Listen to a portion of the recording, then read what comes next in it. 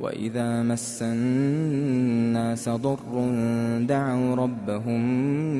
منيبين إليه ثم إذا أذاقهم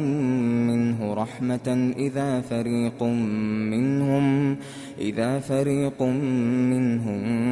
بربهم يشركون ليكفروا بما آتيناهم فتمتعوا فسوف تعلمون أم أنزلنا عليهم سلطانا فهو يتكلم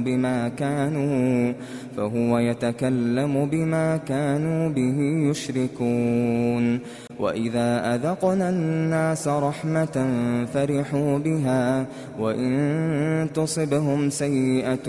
بما قدمت أيديهم إذا هم يقنطون أولم يروا أن الله يبسط الرزق لمن يشاء ويقدر إن في ذلك لآيات لقوم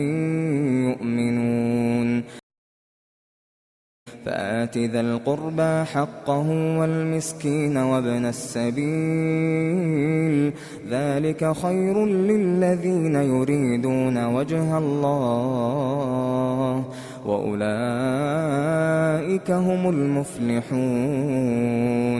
وما آتيتم من ربا ليربو في أموال الناس فلا يربو عند الله وما آتيتم من زكاة تريدون وجه الله فأولئك هم المضعفون الله الذي خلقكم ثم رزقكم ثم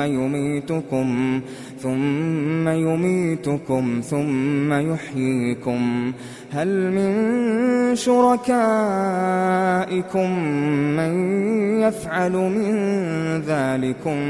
من شيء سبحانه وتعالى عما يشركون ظهر الفساد في البر والبحر بما كسبت أيدي الناس